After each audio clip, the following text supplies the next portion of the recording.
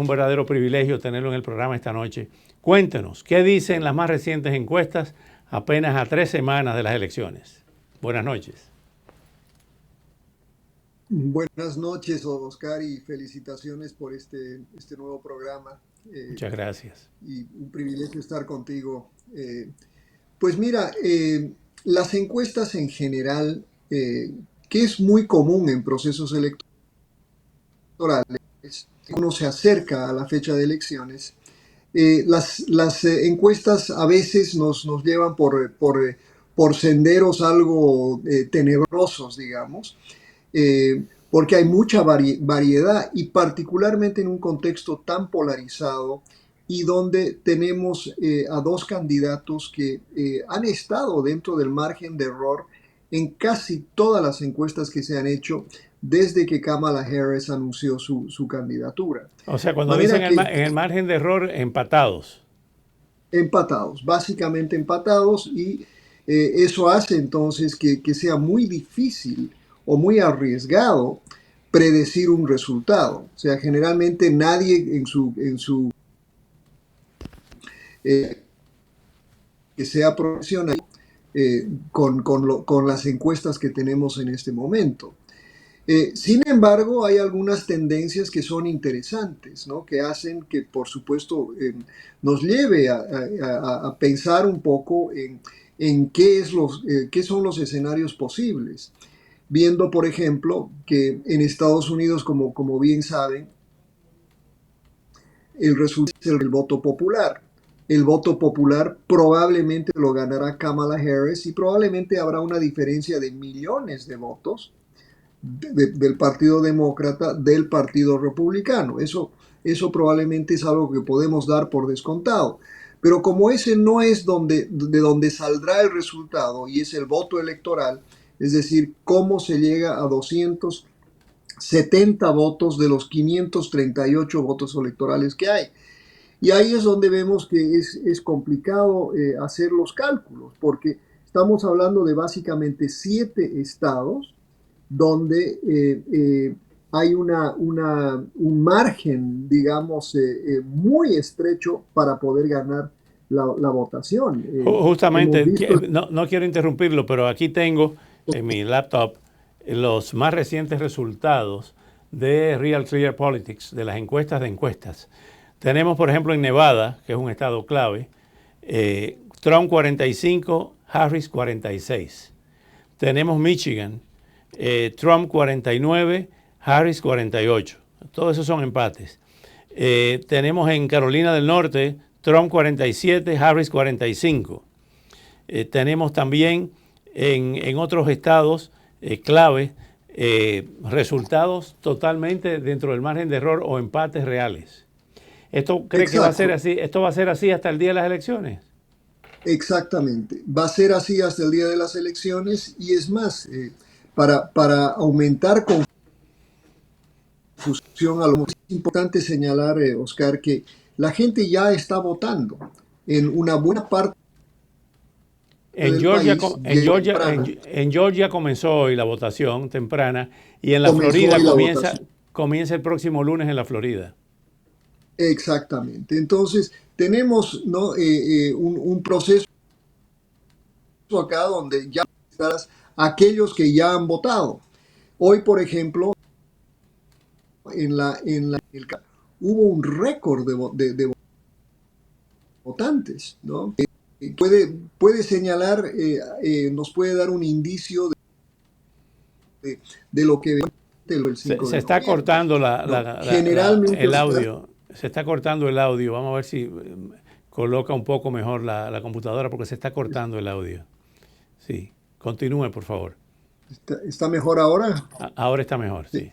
Lo que te decía es, por ejemplo, en Georgia, la gran asistencia de votantes puede ser una señal positiva, por ejemplo, para el Partido Demócrata, que ha intentado movilizar al votar de algunos intentos del Partido Republicano de restringir la asistencia de votantes, particularmente de votantes de minorías.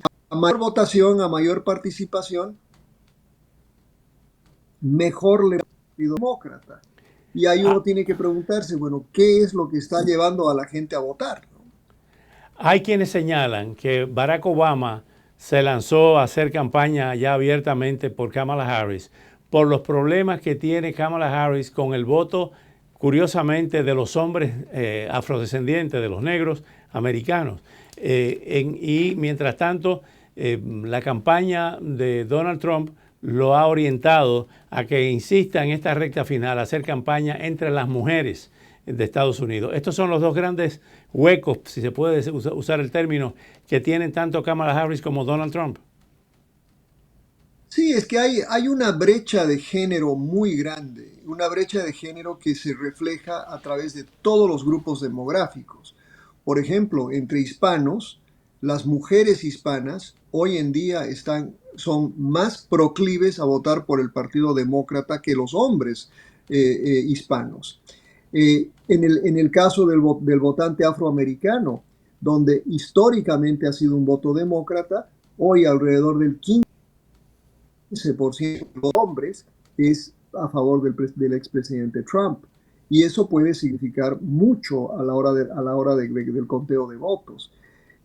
Por otra parte, ¿no? Podemos ver una cantidad de diferentes grupos. Por ejemplo, un estado clave, hay una gran población de árabes americanos que también podrían determinar el resultado porque son alrededor de 250,000, 4% del electorado, que puede ser absolutamente importante a la hora de contar los votos, porque en Michigan, como en Wisconsin, probablemente la diferencia entre un candidato y otro será de miles de votos, no cientos de miles, sino miles de votos. ¿En qué medida el discurso tanto de uno como de otro gravita sobre una participación o no en las elecciones? Por ejemplo, acusar a los demócratas de socialistas, acusar a Kamala Harris de estar a la izquierda, inclusive de Biden y junto a Bernie Sanders y a Alexandra Ocasio-Cortez, por un lado, y por el otro lado, acusar a Trump de fascista y de ser racista. ¿En qué medida ese discurso puede tener efecto a la hora de votar? Muy interesante la pregunta, Oscar, porque creo que tiene, por ejemplo, acá en la Florida, la acusación de que Kamala es de izquierda o es comunista parece tener mucha relevancia, especialmente por ejemplo, entre la población cubana, la población venezolana, la población nicaragüense, pero no tiene tan grande impacto en otros sectores, por ejemplo, de la población hispana. Y en grupos del electorado en general tampoco parece tener tanto impacto. Lo que sí tiene un impacto, particularmente desde el punto de vista del Partido Republicano, es el miedo al inmigrante sobre todo. Eso ha cundido a través de todos los grupos demográficos que hemos estado midiendo, inclusive entre hispanos, ¿no? Nosotros hemos hecho una pregunta recurrente, por ejemplo, sobre cuál es la amenaza principal a la seguridad nacional de los Estados Unidos.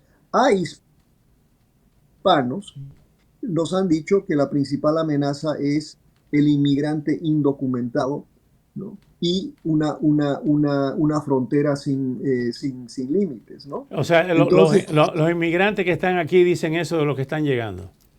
exactamente, ¿no? Que eso también ha sido muy común entre otros inmigrantes anteriores. O sea, los hispanos no somos los únicos que actuamos así, pero eso es precisamente lo que han estado midiendo los del Partido Republicano, y por eso es que ellos piensan que con ese tema, más que el mensaje del comunismo, van a ganar a nivel nacional, porque eso sí ha cundido a nivel nacional.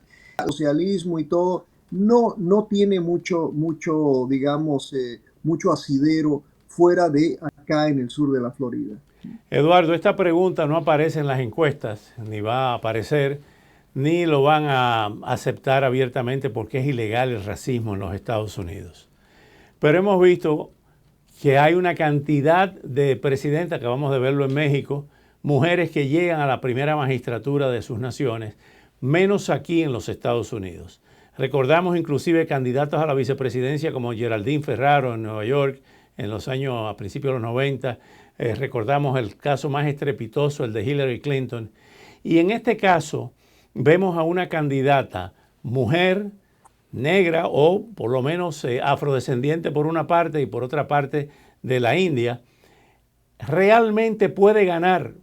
Y esta pregunta quizá no sea políticamente correcta, pero creo que es honesta.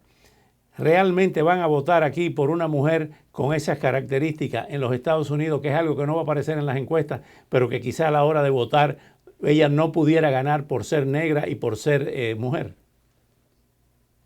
Bueno, pues fíjate que Barack Obama se metió en problemas este fin de semana precisamente por hacer ese tipo de regaño a votantes negros, ¿no? Hombres, donde se ha estado midiendo la idea, ¿no? De que ellos no apoyan a una mujer, aunque sea de su propia raza, ¿no? Y me imagino que si hiciéramos la pregunta de manera más amplia, ¿no? Hay algunos estudios donde se ha hecho esto, ¿no? Si consideran que una mujer es capaz de ser líder. Y hay un segmento importante que considera que votar por una mujer, por supuesto, no es correcto. Y solo, o sea, esto, en el segmento que tiene esa visión, también hay mujeres, ¿no? Es decir, no es solo una cosa de Qué hombres, el interesante. machismo transciende. Eduardo, te agradezco muchísimo estos minutos. Vamos a estar Al hablando durante todos estos días con contrario, mayor frecuencia porque son elecciones históricas, sin lugar a dudas, este próximo 5 de noviembre. Muchísimas gracias por atender al nuestra contrario, Oscar, un invitación. placer. Gracias. Nosotros Gracias a ti. continuamos con una cobertura de diferentes temas. Nos vamos al Medio Oriente, nos vamos a Ucrania con uno de los mayores expertos con que contamos en los Estados Unidos, un verdadero científico social de origen chileno, nació en Chile y ya es ciudadano de los Estados Unidos, profesor universitario académico de FUSTE. En solo segundos regresamos.